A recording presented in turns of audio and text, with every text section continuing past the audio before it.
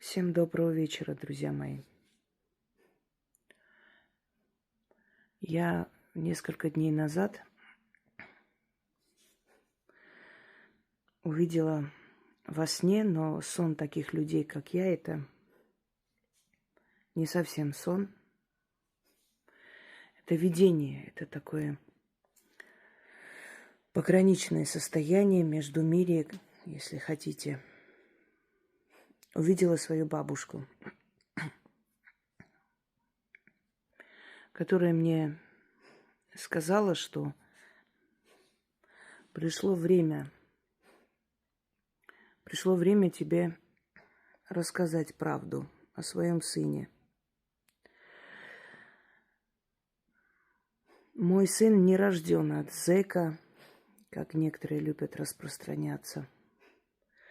Я вообще считаю, что чтобы рассказывать такие вещи о своей жизни, нужно быть очень смелым человеком.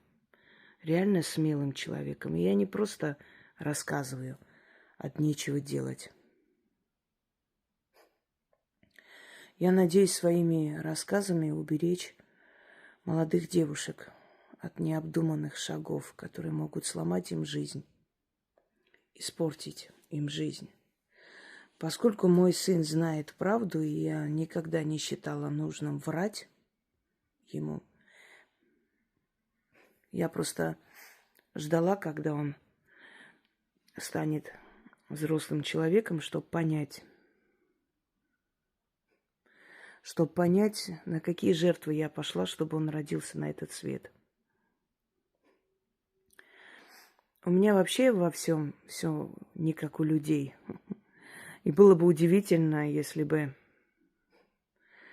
у меня рождение ребенка было бы банальным, как у всех женщин, забеременела, родила, собственно, и ничего такого нового. Миллионы женщин до нас рожали и после будут рожать. Нет, друзья мои, и в этом вопросе у меня не все как у людей. В моей жизни есть еще очень много чего, о чем я не хочу сейчас говорить. Не все так легко и просто. А ну-ка попробуйте рассказать о своей жизни. Какие-нибудь подробности, а я послушаю.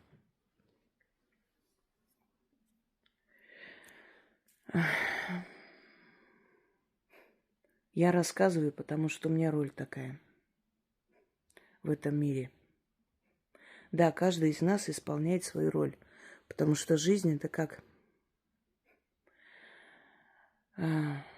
большая сцена. И каждый из нас должен доиграть свою роль до конца. Моя роль быть наставником. Я считаю, что вот это вот общественное мнение, что скажут люди, она во многом определила мою судьбу и загубила очень многое, чего я могла достичь еще в то время. Значит, так надо было. Мне было 23 года. Неполных 23 года.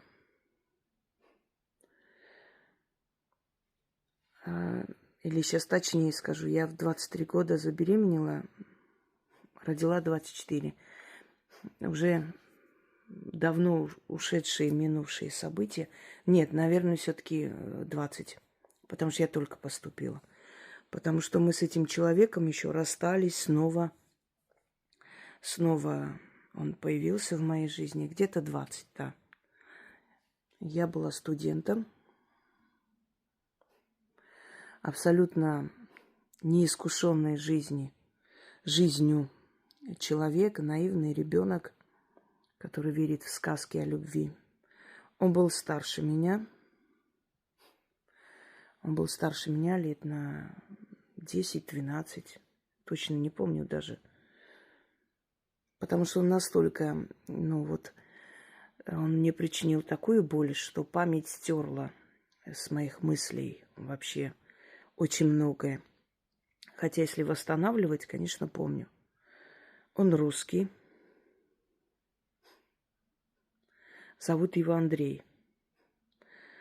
Он был чемпионом России по греко-римской борьбе. У него была своя школа, он обучал. Он работал телохранителем у богатых и знаменитых начальников.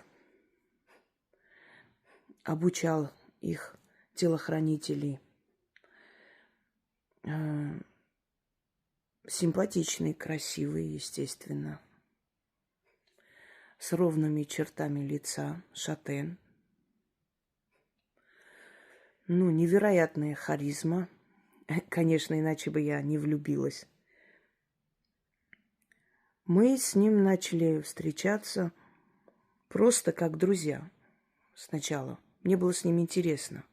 Очень. Он был очень умный, начитанный человек. Я думаю, что я ему тоже понравилась. Именно потому, что я просто была не глупа в свои годы. И как-то мы сидели, гуляли по парку, и он сказал: а ты можешь сказать мне, кто написал вот эти стихи? И он говорит: я только раз видала рукопашный, раз наяву и тысячи во сне. И он хотел дальше продолжить, а я говорю: кто говорит, что на войне не страшно, тот ничего не знает о войне. Юлия Друнина. И я увидела, вот как он поразился, потому что на самом деле в моем возрасте поэтов того времени, да и вообще таких поэтов-писателей мало кто изучал, знал. Это нужно было действительно иметь знания, интересоваться этим. Он мне поцеловал руку, ничего не сказал, проводил до дому. В общем, потом позвонил. Мы вышли еще раз погуляли. У меня до этого был опыт неудачной любви. Я человек не любвеобильный. У меня в жизни было несколько раз, когда я действительно влюблялась. Встречаться, да, встречалась, пыталась создать семью. Не было никаких, дальше идущих каких-то действий. Интим для меня это очень серьезная вещь, поэтому, может быть, поэтому и расставались, потому как по моим фотографиям вы видите, что я была очень красивая женщина. И, наверное, они надеялись на что-то другое, не получая этого, неинтересно, что там встречаться, какие-то ахи, вздохи под луной, это им не интересно. Их в основном тянула вот моя внешность. Необычная, экзотическая внешность и прочее. Были мужчины, которые уже имели такое, знаете, достаточное положение, тоже такие начальники. И им хотелось меня видеть в роли любовницы. Я этого не хотела. Во-первых, я никогда не влезу в чужую семью. И быть в роли любовницы – это не мое. Как я говорю, пускай с ними их жены мучаются, нафиг.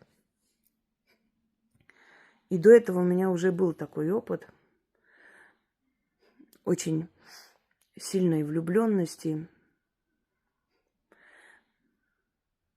с таким высоким плечистым красавцем, который, дал мне повод подумать, что можно на него надеяться, как на человека, на друга.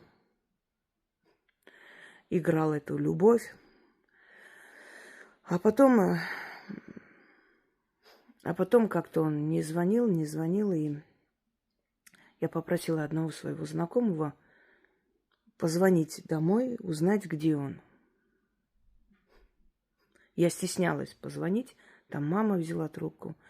И когда он спросил, позвать, попросила его к телефону, она сказала: а его нет.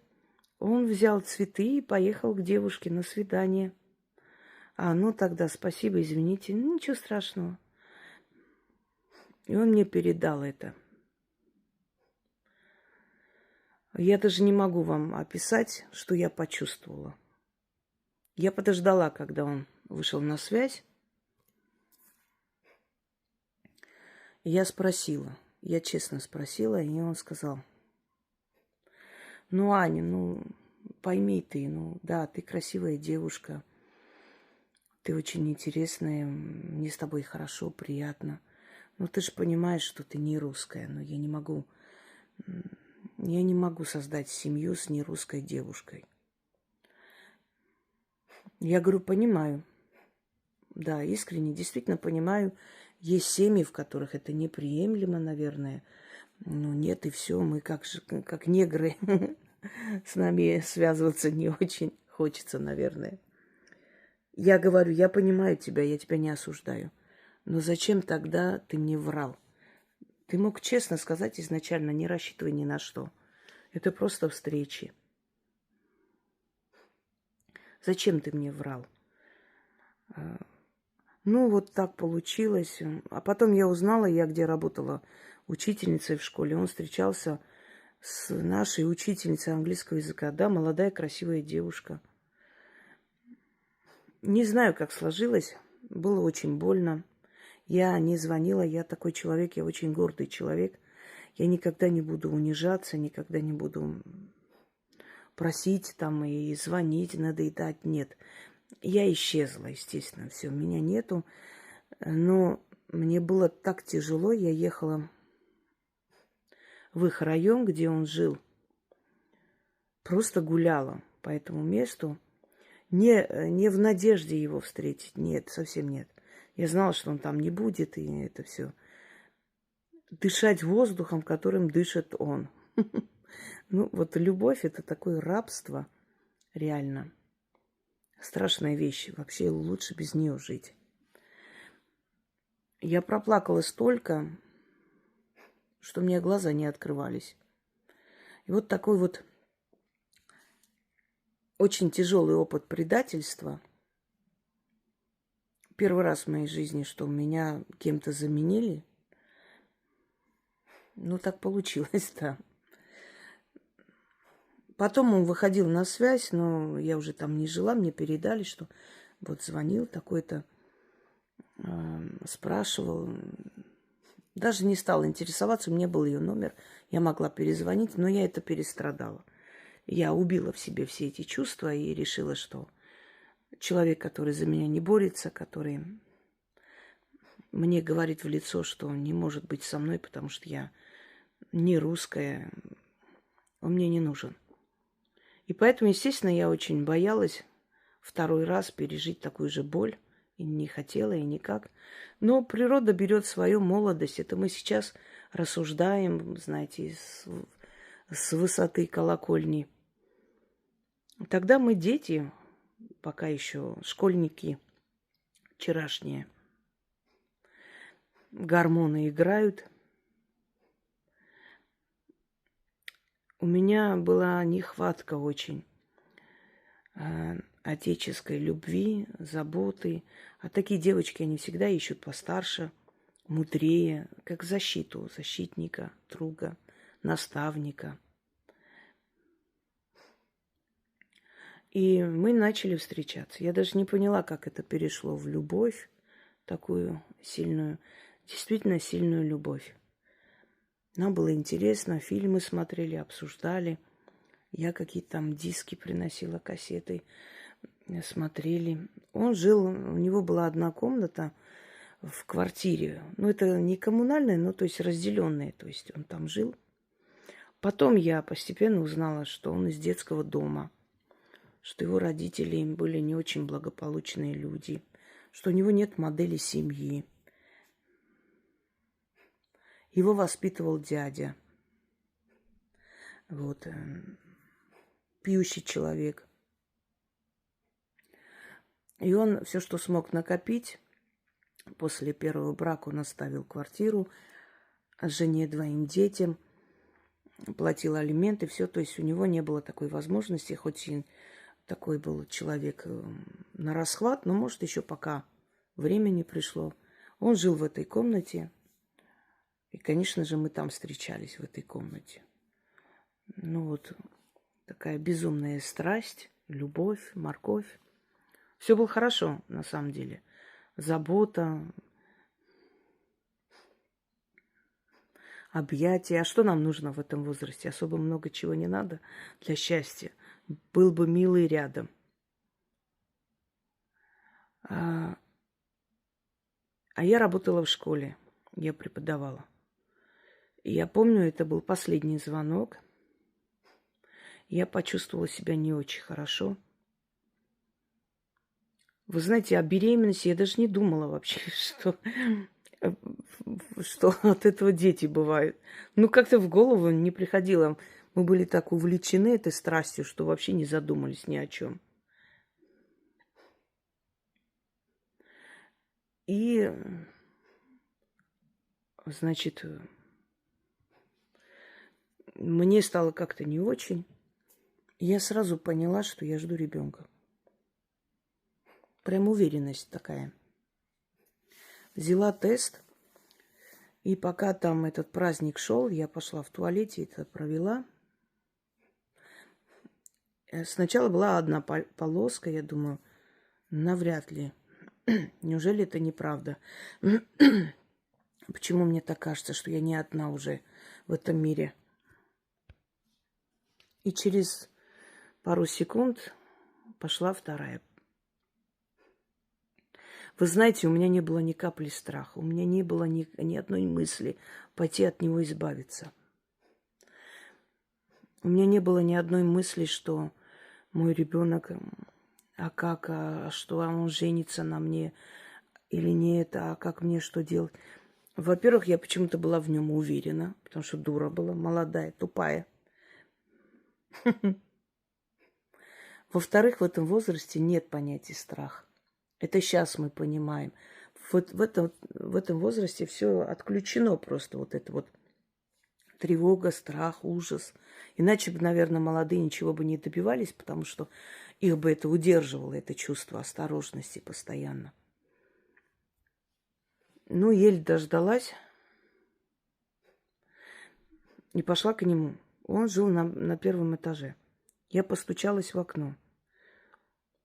Он увидел, открыл дверь и сказал, что он после смены спит. Я говорю, я ненадолго.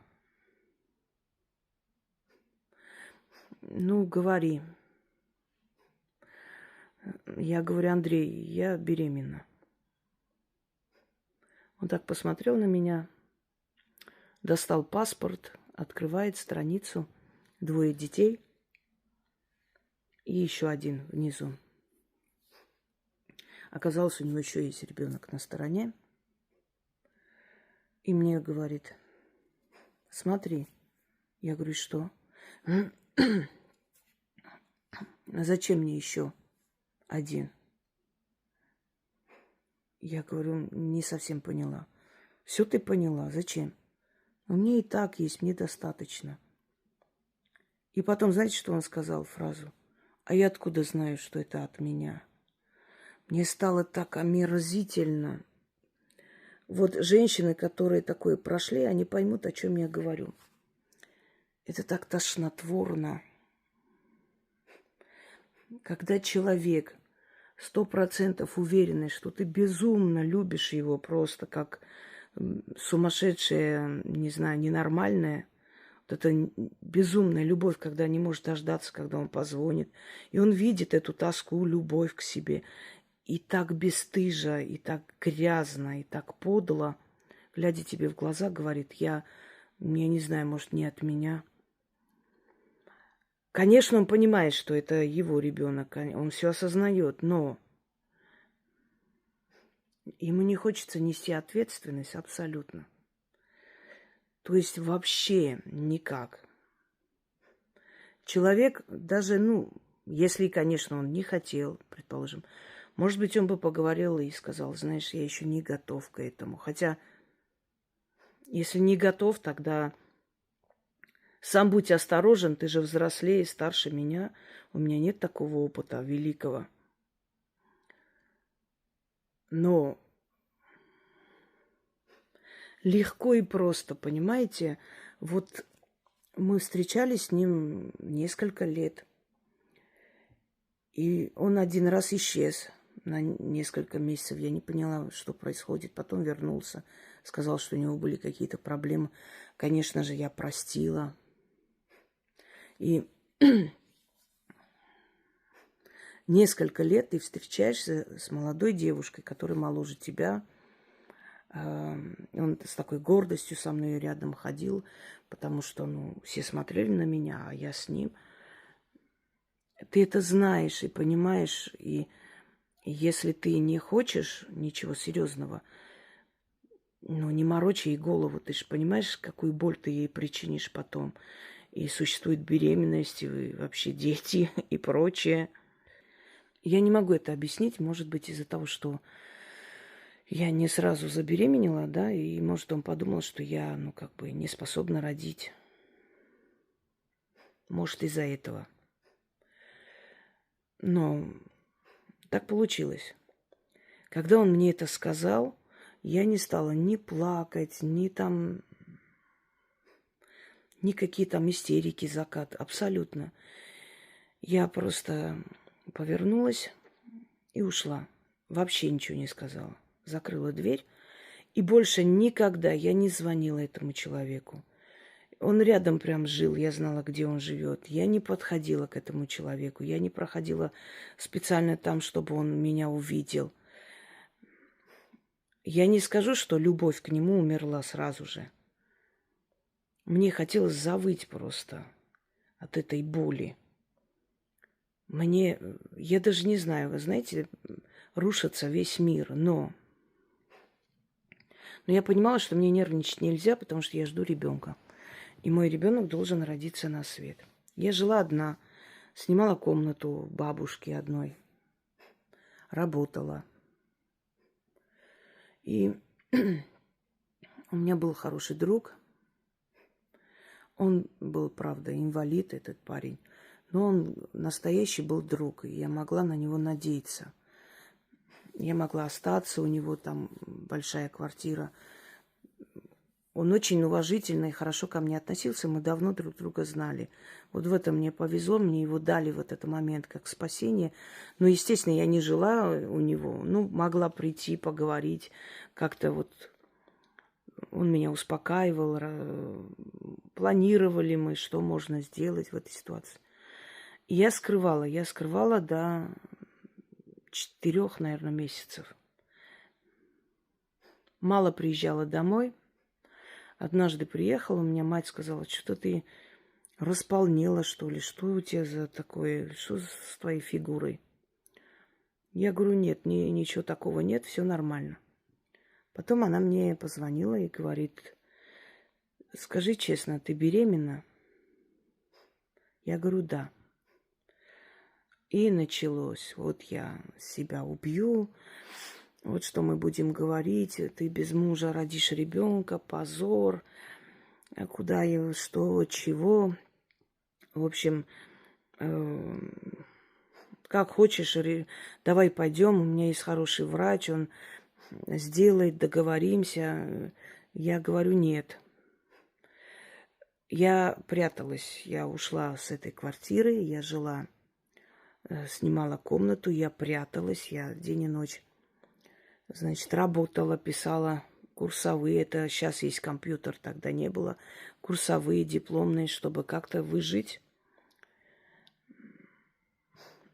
И потому что мне дома уже грозились, что меня насильно просто свяжут и отвезут, заставят сделать аборт.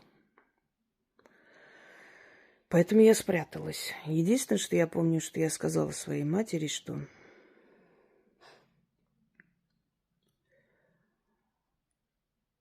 вы все можете умереть, а мой ребенок будет жить.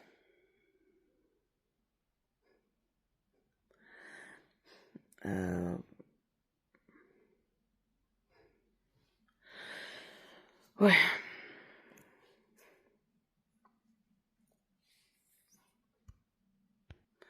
Очень тяжело это все вспоминать, правда.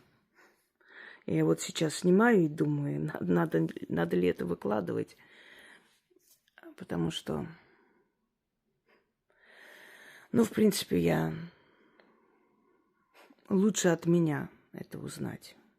И так, как оно есть. Потому что в моей жизни был человек, которому я рассказала и поделилась. И он потом, этот человек подло, связавшись со всякими дерьмогруппами, лил на меня грязь. И я думаю, что он и об этом рассказал. Не из-за этого. Просто я считаю, что я должна сама сказать.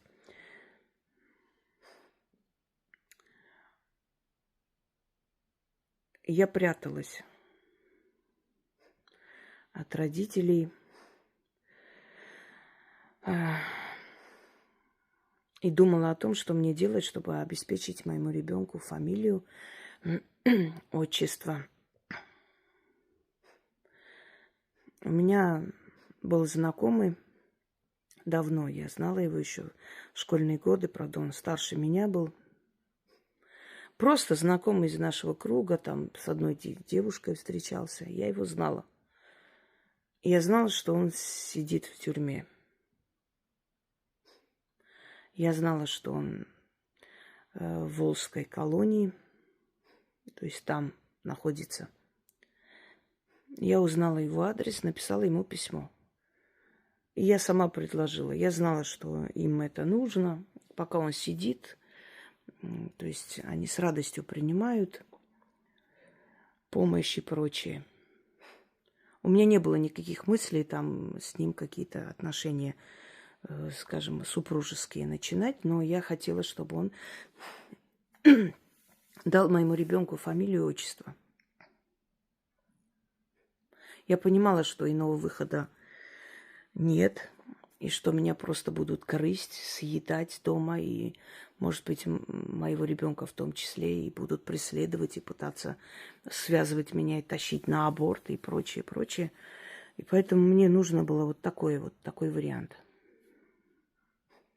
Он мне ответил, согласился. Я поехала к нему на короткое свидание. Нам позволили отдельно посидеть, поговорить. И я сказала, что я буду о нем заботиться, пока он сидит. А взамен он дает моему ребенку фамилию. Никаких проблем. Я не собиралась навязывать на его плечи, скидывать. Я не врала этому человеку. Я не пошла с ним там, не провела время и не сказала, что это его ребенок. Нет, все было честно. Честный партнерский разговор. Потом, впоследствии, конечно, мы сблизились, какая-то влюбленность началась между нами, забота, что-то такое. Может быть, пока он просто сидел, я понимаю, человек сидит в 4 стенах, я ему сделала паспорт, права, у него ничего не было. Возможность выйти на УДО. Но этот человек тоже меня предал. У меня есть видеоролик, называется «Как разрушился мой брак». Он очень подло поступил. Он обещал привести меня к некоторым авторитетам и оставить там. И он привел и оставил меня там. И чудо меня спасло. Если кому-то интересно, можете это посмотреть. Не хочу сейчас по новой вспоминать, правда. Слишком больно. Он принял моего ребенка. Его мама приняла. Она знает все. Никто никому не врал. Их устраивало, потому что я заботилась об их сыне, возила там все, помогала. Я чувствовала себя обязанной, раз человек это сделал для меня, я для него делаю. То есть такой взаимовыгодный союз, совершенно честный. Все, конечно, всем сказано было, что это отец ребенка, он и так далее. Мне, конечно, было очень больно, когда он один раз сказал. Привела в Подоле. Он не имел морального права это говорить, потому что я не в Подоле привела, а я просто пришла и заключила с ним договор. И все, что для него было сделано в эти годы, и то, что он сидел по-человечески, что он не был бичом, а был обеспечен полностью всем, чем необходимо, и что ему дали потом колонию поселения, чтобы он более-менее чувствовал волю, а это живут просто в селе. И то, что я поехала к нему, чтобы у него была семья, чтобы он мог жить нормальной человеческой жизнью, он это все должен был ценить, потому что одно дело, когда женщина, например, проводит время с мужчиной, потом говорит, что я жду твоего ребенка, а потом делают ДНК и выясняется, что это не так, это совсем другое. А здесь человек знал, что я жду ребенка, и именно поэтому я заключаю с ним этот брачный союз, понимаете? Поэтому здесь все было по-честному. Значит, он подло поступил, что после этого открыл свой рот и сказал это. Он мог сказать только в том случае, если бы я позволила, если бы я первая это сказала, объявила, тогда ему нечего было скрывать. Я считаю, что это бесчестный был, очень подлый, грязный поступок. Но он за это ответил. Он обидел меня и моего ребенка. И поэтому у него нет детей. У него 2 раза рождались дети и умирали. Не желаю этим детям, чтобы они умирали. Зачем мне это нужно? Я даже знать не знала, что они родились. Но вот силы услышали и как бы дали ему понять, что не позволят так себя отвратительно вести. Ну, естественно, мы с ним развелись, я вернулась, приехала.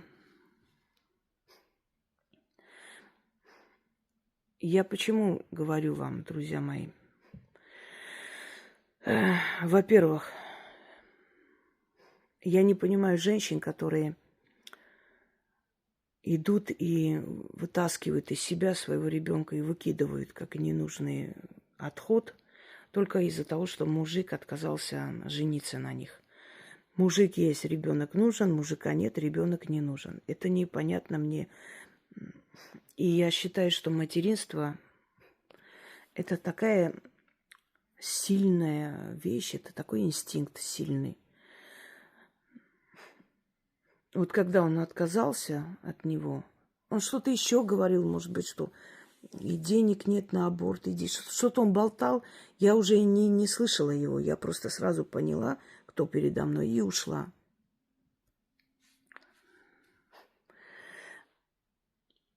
Ребенок – это тот, которого дали тебе боги. И не важно, что отец предатель. Кстати, во многом он очень напоминает мне своего отца. Интеллектом, начитанностью, таким твердолобостью, много, очень много. Нудностью, вот эта начитанность, это объяснить. Как дед старый говорит, ты как дед. Очень похож. Спорт он занимался в детстве, любил спорт. Потом ему врач запретил, потому что у него с мышцами как-то проблемы начались, что ему некоторое время нельзя это делать. Штанги поднимал, вольной борьбой занимался. Я это все видела, наблюдала. Я сказала ему это, когда ему было 15 лет. Я ему все сказала, объяснила, что к чему. Но он очень заботился и заботится о той бабушке. И та бабушка его очень любит. Она ему на его имя переоформила свой дом, отдала ему. Мы сопротивлялись, честно, когда они сказали с мужем, что мы хотим на Сэма все переписать. Мы очень не хотели этого, потому что потом родственники скажут. Но у них не было, кроме вот этого сынка, которого они не особо-то хотели видеть у себя. Никого не было из родных. И люди, знаете, люди сами идут за чужим имуществом, а мы тут отказывались до последнего. В конце концов, бабушка там уговорила слезно. Он ночью может встать, поехать к ней, потому что она позвонила. Нина Сергеевна позвонила, ей нехорошо, он едет к ней. То есть очень заботливый внук. Она, зная всю правду, все равно его очень любила. И вот я за это ей очень благодарна, что она человек хороший оказалась. Правда, немножко со своими тараканами, но да ладно, у всех свои тараканы. Я с этим животом иду. Он специально, этот товарищ, подходил к моим окнам, там рядом парк. Значит, школа начальная, начинается парк, вот такая вот зона для прогулок. Друзья мои, он специально приходил с разными девушками, становился возле моих окон и целовался с ними. Зачем ты причиняешь мне боль? Я же за тобой не бегаю. Я ж тебя ни о чем не прошу. Я отвернулась и ушла. Ты сказал, я не хочу этого ребенка. Ты сказал, не знаю, мой это, нет. Ты меня унизил. Ты насрал мне в душу. Все, я ушла. Я у тебя ничего не прошу. Я тебе ничего не говорю. Один раз напротив нашего университета, политехники, я пришла там, сессию сдавала. Он прошел, я один раз в жизни сказала: Андрей, ну это так вышло, знаете, машинально просто, крик вот так вырвался. И потом пожалела, что я его позвала. Он повернулся, так посмотрел, улыбнулся и пошел. И все. И то это было после того, как он вот так вот себя вел. Он приходил с этими девушками возле меня, целовался с ними. Вот я даже вот до сих пор эти чувства, это так больно, это так мерзко, очень тяжело. Ты ждешь ребенка, ты думаешь, как бы мне сделать, узаконить все это дело, чтобы мой ребенок жил в обществе. Как же сделать, чтобы мои родственники и мама не нашли меня, мало ли, не потащили на аборт или не сделали укол, чтобы мой ребенок мертвый родился. Как мне выжить? Никакой поддержки. Родители, которые тебя сожрать готовы. Мой отец даже, до сих пор он не знает этого. Мне уже плевать, там узнает или нет сейчас. Сейчас-то точно. Но даже думая, что у меня законный муж и ребенок, он долго не принимал. Его поздравляют, он говорит, мне плевать на этого внука. Я вообще мне чихать. Вот так разговаривал. Ужасно больно. Мне стало плохо. Беременной пришла что-то там забрать. Закружилась голова, упала прям возле дома. Они не выходят даже мне помогать, понимаешь, чтобы соседи не видели, что ты здесь вообще была.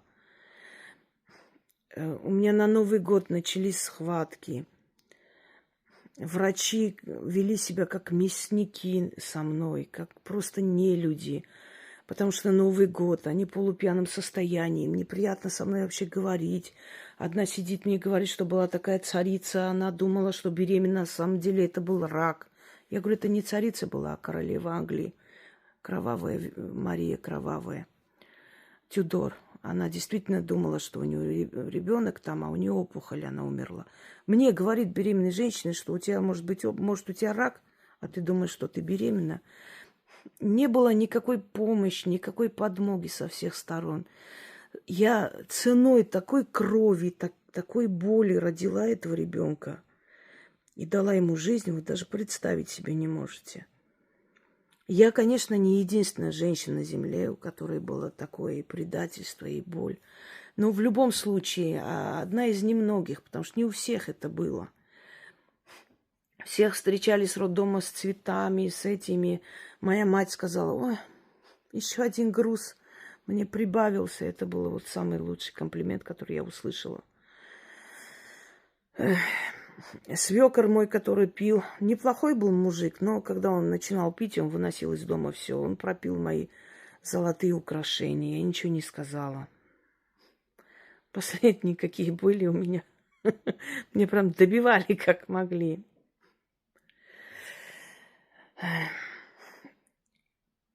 И вот я с таким животом учусь, работаю, чтобы выжить. Некуда идти, не на кого надеяться. Столько интриг, столько вокруг людей, которые пытаются воспользоваться этим моментом твоей жизни. Был один человек, который я просто подумала, что он мне как отец родной, взрослый человек, как друг. Я помогала его дочери там занималась с ней. И он чуть не прижал меня в углу с животом. Какие есть конченые просто люди, у которых ничего святого. Я его оттолкнула, ушла оттуда и больше с этим человеком даже близко не хочу иметь никаких дел. Мне кажется, он уже умер давно, потому что ему тогда-то было 60 лет. Ребенок пошел там воду пить, этот отец заходит. И у меня в голове не укладываются такие вещи, какие творят мужчины иногда. И вот он с этими девушками ходит, обнимается. И я ради того, чтобы общество ничего не сказало, чтобы мать спокойно жила, потому что она там грозилась покончить с собой, чего только мне уже просто у меня не было сил. Я узаконила это все, дала ребенку фамилию. Я сейчас думаю, какая тупость, зачем мне это нужно было? Я угробила почти 4, ну или где-то, да, 4-5 лет жизни на человека, который сидел. Я поехала за ним черти куда на эти зоны. Да, влюбилась в него. Не скажу, что это прям как очень горячая любовь, но влюбленность так привыкла как-то вот, как друзья были. Угробила столько времени, здоровья, сил, денег, вернулась ни с чем. Он мне сделал больно. Ради того, чтобы вот общество не сказало, что она родила там. Да плевала я на это общество. В конце концов, они не живут моей жизнью, они не знают, что я испытываю, они не будут помогать тебе в трудную минуту. Но нам так важно, что скажут соседи, люди, что скажет еще кто-нибудь, понимаете? Получается, что рано или поздно все равно все закончилось плачевно для меня, а я принесла себя в жертву общественному мнению, лишь бы кто-нибудь... Да родила бы своего ребенка и воспитала бы одна. Мама моя, которая... У нее были знакомые, она работала в этой соцопеке, выдавали нам...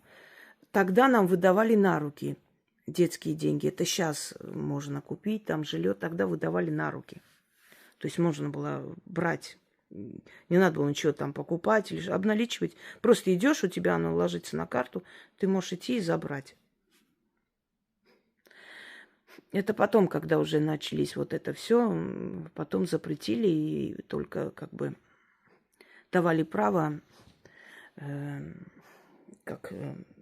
тогда сколько было? 300 тысяч, что ли, я не помню. Примерно так.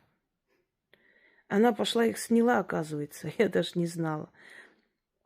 Это вопиющее неуважение к своему ребенку. Не ставить ее ни во что. Она родила ребенка. Это ее деньги. Ты идешь, снимаешь без ее ведома. Отвратительные поступки. Купили новый дом, нас выписали. Хотя не имели права без меня. Я с ребенком там прописана. А нас уже выписали. Понимаете, не было человеческого отношения, сесть, поговорить там. Ну, нужны тебе эти деньги. Я никогда не была жадной. В детстве мне давали деньги на день рождения. Я всегда приносила маме. Если тебе нужны эти деньги, ты мне скажи, я сниму тебе, отдам. Но ты идешь как воровка, снимаешь их.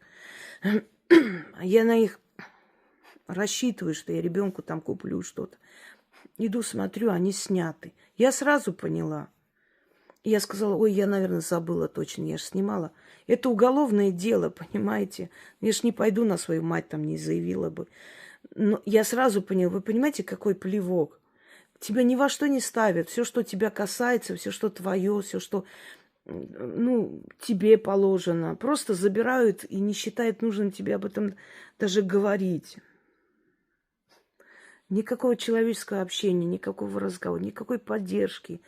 У меня после операции разорвано все это, кесаревым сечением. Меня там мучили в одной больнице, когда я поступила на Новый год. Притупили родовую деятельность, кололи мне всякие препараты. Потом я приехала в нашей городской больнице, долгое время вызывали, у меня роды не получалось. Я немного переходила, в общем, меня разрезали, отвели туда. И я с этим швом И она меня избивает, понимаете? У меня ребенок там орет, плачет. Она шваброй бьет меня по этому шву. Она разошлась, шов разошелся и кровоточила долго. Пошла, я обманула, что я сама там что-то не туда повернулась ночью или упала. Ну, люди и не подумали бы, что такое. Она била просто по этой операции шваброй. Когда ей сделали операцию, я взяла швабру, подошла, так она лежит, не может, или не может шевельнуться, не может там. Я говорю, вот сейчас, вот представь, я сейчас возьму эту швабру и как начну бить по этому шву у тебя. Она, ой-ой-ой, чтоб я сдохла, как я могла такое вот, как мне стыдно, да что ж я, зачем я это, вот у меня там психи начались. Я просто вот представь, вот я сейчас как ударю со всей дури. Один раз достаточно, а ты меня била. Понимаете, банкой по голове. Ну, все время, постоянно. Меня ненавидели просто. Такая была лютая ненависть постоянно. Уходи, уходи куда хочешь, хоть на трассу. Приходили домой с работы, все убрано, все сварено, все сделано. Я еще с маленькой племянницей оставалась, сестра работала. Лютая ненависть просто, лютая ненависть ко мне просто. Я и работала, и ничего у них не просила. Но не было у меня жилья уйти. С маленьким ребенком не было. Ну, возможности не было. Я уходила, я уже так устала один раз вечером, взяла ребенка, просто исчезла, ушла. На вокзале осталась до утра, сидела там. Зима. Я сижу там, ну, мне ничего не говорят, конечно. Знали меня. Пошла узнавать, там у нас гостиница такая полуразрушенная какая-то. Сколько там стоит. Думала, рассчитывала, сколько смогу собрать, пойти там остаться. Никаких возможностей. К свекрови иду, там этот алкоголик, не могу, там ребенок не спит, они тоже не очень рады мне. Я думаю, куда мне деваться? Я иду, уже ночь, зима, церковь. Я с ребенком постучалась туда. Выходит попадья. Я говорю, я вас очень прошу, пустите меня хотя бы где-нибудь в углу просто до утра посидеть с ребенком. Мне некуда идти. Пошла нахер отсюда, шалава, поражает тут, там, понарожают, ходят тут и, бляди, иди отсюда, бля. Это мне сказала попадья. Понимаете? Женщина, которая пела в хоре, святая женщина, все время ходила, разговаривала, там, свечи, там. Она мне сказала это все, я никогда не забуду. И я поняла. Я и раньше не была воцеркованный человек, но в этот момент, я думаю, как там Высоцкий сказал, все не то, ребята. Я, ну, хорошо. Нет так нет. Я такая озлобленная пришла домой, зашла. Мне кажется, у меня был такой вид, ну, ужасающий. Звериный оскал, они испугались. Я сказала, значит так, отцу говорю, там кухня, ты валишь туда жить, а я буду жить здесь со своим ребенком, потому что я мать, у меня маленький ребенок, я не собираюсь ходить на улицу, шастать и, не знаю, куда-то себя девать ради того, чтобы вы, мрази, хорошо жили здесь. Я говорю, пошел вон, собирай свои вещи, иди вон туда, на эту кухню жить. Иди отсюда, чтобы я тебя не видела. Он испугался меня и пошел туда. Вы знаете, наверное, бывает такая последняя капля, когда ты думаешь, ну, вас уже к черту. Вы что себе, твари, позволяете? В конце концов, вы что, несчастную увидели? Беззащитную увидели? Я вам сейчас покажу. Ради себя я бы не сделала. Но у меня есть ребенок, и он не должен так расти, он должен выжить. В конце концов. Я даже ради него ушла оттуда, чтобы он не видел каждый день эти крики, ругани. И я намерена была, конечно, забрать. Потом он начал учиться в школе. Не хотела его отрывать и дальше, и дальше. Вот до этого возраста. Потому что одна, понимаете, ты одна выживешь, 500 рублей в кармане. Когда у тебя ребенок, а вдруг мне станет плохо, а я не очень здоровый человек. Когда он приехал в Москву тогда в квартиру, я его привезла. Я так боялась, что если вдруг мне станет плохо, мой ребенок здесь один. Всем своим друзьям сказала, что мой сын здесь, ему дала номера, написала, что если вдруг со мной что случится, вот по этим номерам позвони, приедут, позвонят твоей бабушке, значит, и отдадут тебя ей. Вот такой был страх, потому что все же ты одна, и все на тебе. Так вот, через некоторое время я узнаю, что данный товарищ по имени Андрей, оказывается, хотел жениться на какой-то богатой женщине, поехать в Испанию. У него мечта была в Испанию поехать. Он хотел там школу спортивную открыть. Много-много хороших планов было у него. Я увидела его, я даже не знаю, через сколько лет. Ну, наверное, через 5 лет примерно, да. Я возвращалась из очередной поездки. И вещи, ну, то есть сумку свою положила в маршрутку, села, и чтобы поехать с одной точки на другой. На вокзал, да, я ехала. Я передала оплату и говорю, передайте, пожалуйста, водителю. Передали. Водитель на следующей остановке остановился. Люди начали выходить, все. И он на меня так повернулся и смотрит на меня. Я смотрю на чемпиона России по греко-римской борьбе, того, кто тренировал телохранителей, человека без 5 минут испанца, можно сказать, маршрутчик. Постарел, видимо, пить начал, что-то в этом роде. Смотрит на меня уже старый человек. И он мне говорит,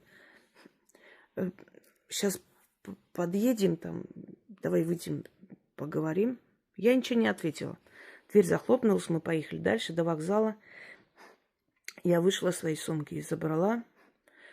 Он там всех высадил, уже бегом, язык высунувший, как собака, бежит за мной. Ну, ты чего так? Ты что, спешишь? Подожди, я это самое... Я хотел вот... А я даже не повернулась в его сторону. Вообще зашла в эту маршрутку, которая едет к нам домой, закрыла дверь. Смотрю, он такой в недоумении стоит возле дерева. Почему эти мужики думают, что если ты когда-то безумно-безумно их любила, то сейчас, ой, да, ой, это ты, мой дорогой, любимый, давай с тобой по новой начнем. Конечно, я все поняла. Как там, прости меня за все, вернись, я все прощу. Ты тварь, ты оставил молодую девушку, ты знал, что у нас это очень строго и тяжело мне придется вообще в этом плане. Ты прекрасно понимал, к чему ты подвергаешь меня. Ты оставил беременную женщину. Ты видел, что я абсолютно одна. Ты понимал, что я без помощи, без поддержки живу. Как-то выживаю. Ты приходил возле моих окон, специально целовался с какими-то девками. Абсолютно никакой... Он знал, где я живу, он знал, где я работаю. Он все знал про меня, он ни разу не появился. Я один раз тебя окликнула, и ты повернулся, усмехнулся и пошел. То есть ты видел, что женщина ждет твоего ребенка. Ты это знал прекрасно. Ты не посчитал нужным даже остановиться. Настолько тебе было без разницы, что будет с этим человеком.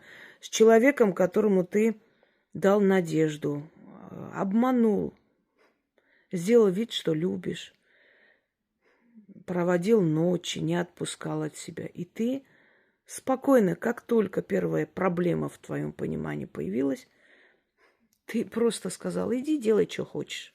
Мне все равно. И когда ты ни хрена не смог, когда у тебя жизнь не удалась, а предатели не должны жить счастливо, Почему люди думают, что бросая своих детей, они, значит, будут счастливо жить и хорошо? Кто сказал? Кто это сказал? Это все тебе записывают и отдают назад. Я должна была понимать, человек, который бросил двоих детей, еще одного ребенка, конечно, моего бросит. Я про третьего вообще не знала. Человек, который в детском доме был, хотя это не, то есть тоже неправильно. Если люди из детских домов выходят, наоборот, создают замечательную семью, потому что они хотят семью. У него не было модели семьи. Но он всем своим естеством мне показывал, что я ему очень нужна, что он любит меня, что мы будем вместе. И потом, так вот, глядя тебе в глаза, говорит, что это не его проблема. И что откуда он знает, это его вообще ребенок или... Хотя он замечательно знает, что его. Он когда родился, принесли его, я думала, от него свечение идет, честно, мне так казалось. Может, другим тоже. Я думала, он светится, вот прям вот святой. Я думаю, какой красивый. Вот там дети, как дети у всех. Ну, дети маленькие, там, опухшие рождаются. А это такой красивый, я не могу.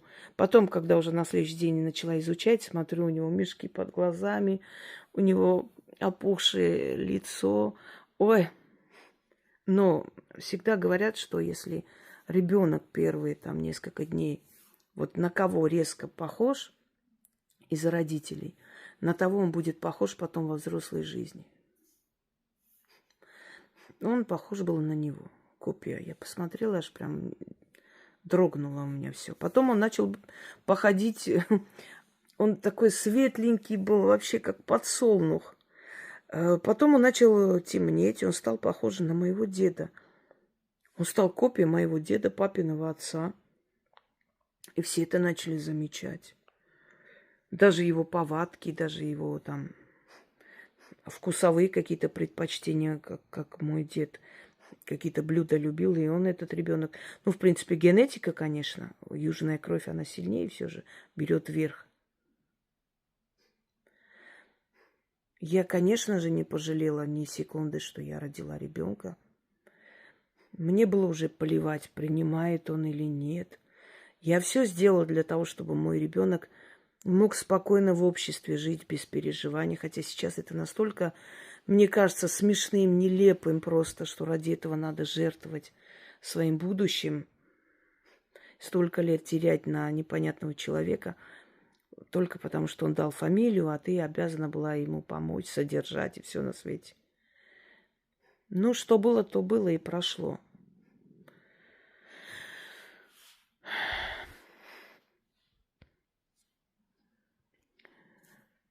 Это насчет того, когда хотят избавиться от ребенка, хотя хочу вам сказать, что это право каждой женщины. Никто не имеет права что-либо запрещать. Бывают дети, рожденные от насилия, нелюбимые. Бывают дети, нежеланные, не хочет человек. Ни в какую не хочет, не надо заставлять рожать. Ребенок будет несчастный. Зачем? Но есть один рассказ одной женщины, которая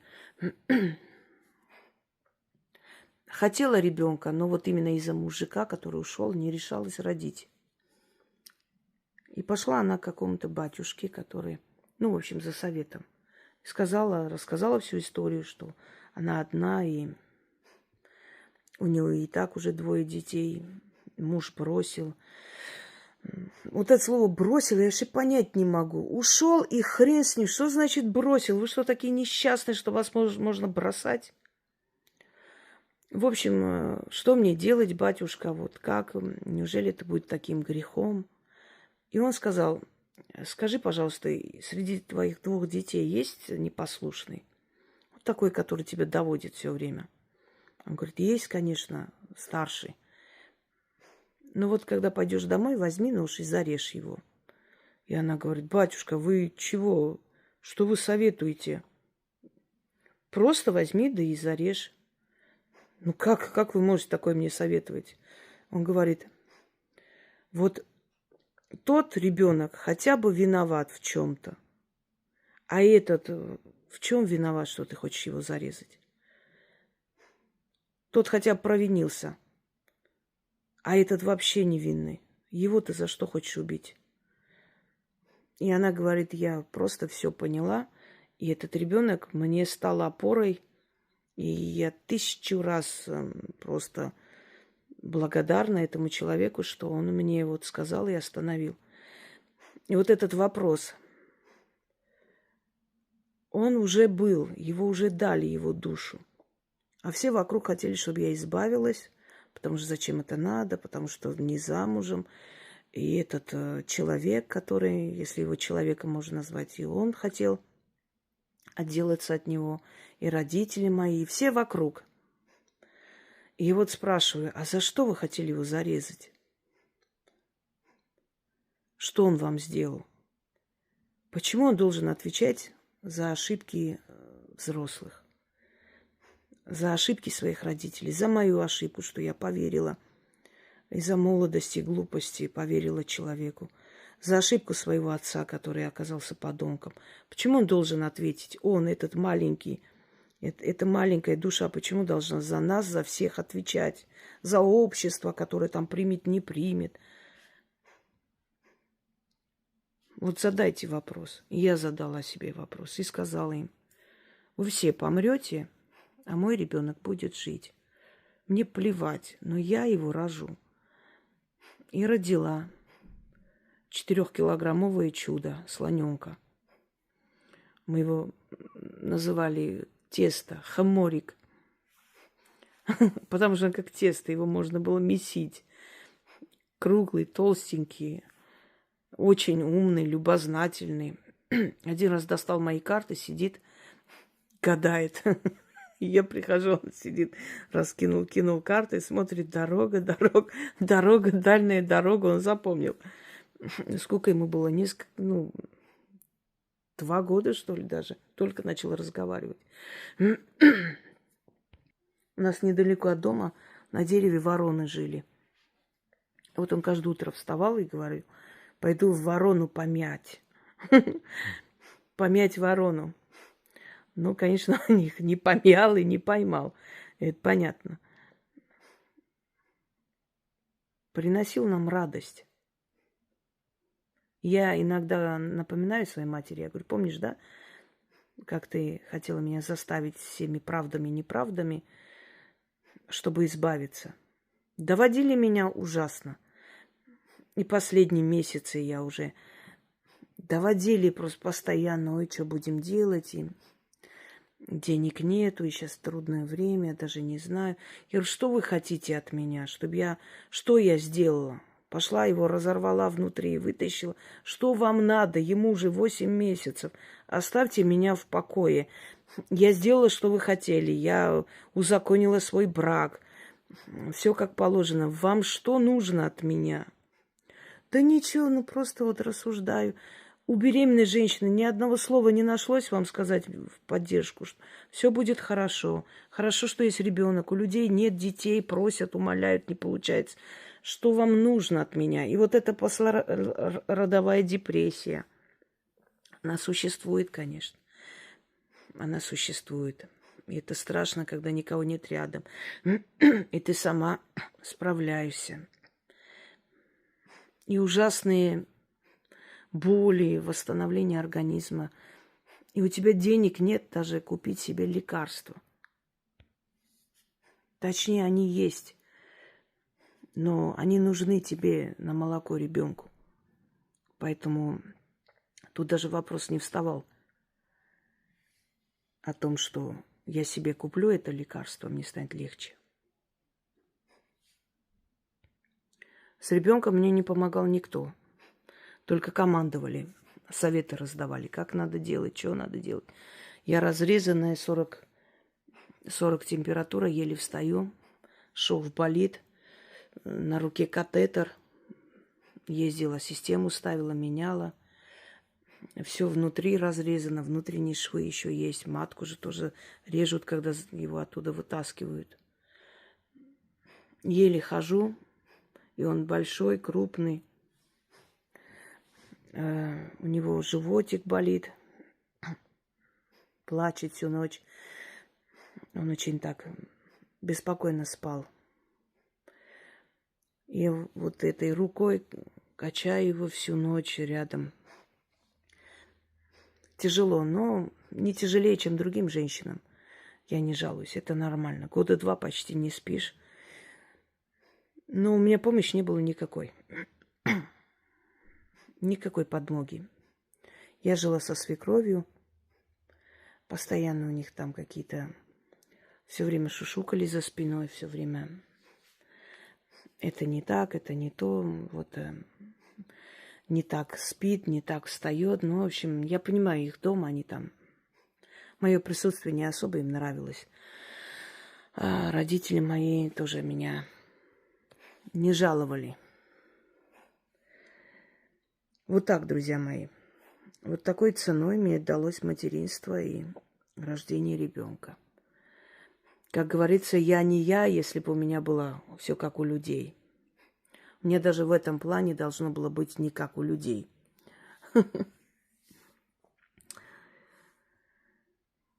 Будьте осторожны, девушки. Осторожны, потому что, пользуясь вашей любовью, молодостью, могут плюнуть вам в душу так, что мало не покажется. Но если они такое сделали, они проиграли, поверьте мне. Выиграли вы. Вот я выиграла. У меня замечательный сын. А он проиграл. Он проиграл, во-первых, потому что его подлость вышла боком. Судьба его наказала. Он никем не стал и ничего не добился. Абсолютно. Он упал. Упал со своей высоты. Был избалован судьбой. Возили его везде. Был телохранителем. Понимаешь, с такими людьми общался. И он так высокомерно подумал, что да зачем ты мне нужна? Еще и со своим ребенком. Не мой и все, что хочешь делай, мне плевать.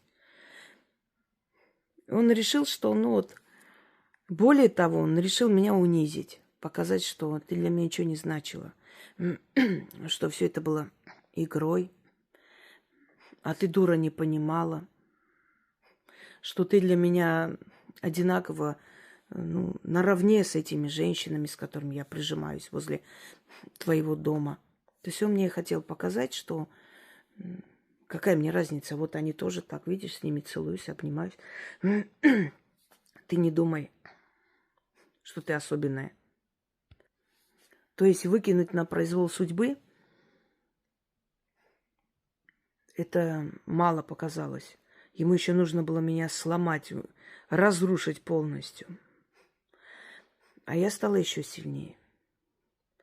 И проходя сквозь столько пожарищ и костров, я поняла, что я стала матерью, а он отцом так и не стал. Никого из этих детей, которые у него родились, он никому из них не стал по-настоящему отцом. Так просто, знаете, отдаватель своего биоматериала, не более того. Отец – это пример, а не кто-то там. У второго человека был шанс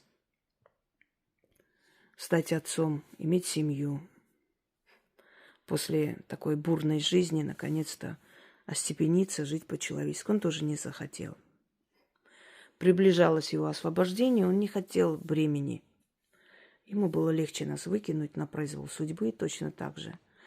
Но потом он сам был выкинут, и ничего у него и нет. Как жил, так и живет. И все, что у него есть, это благодаря мне хотя бы документы и права.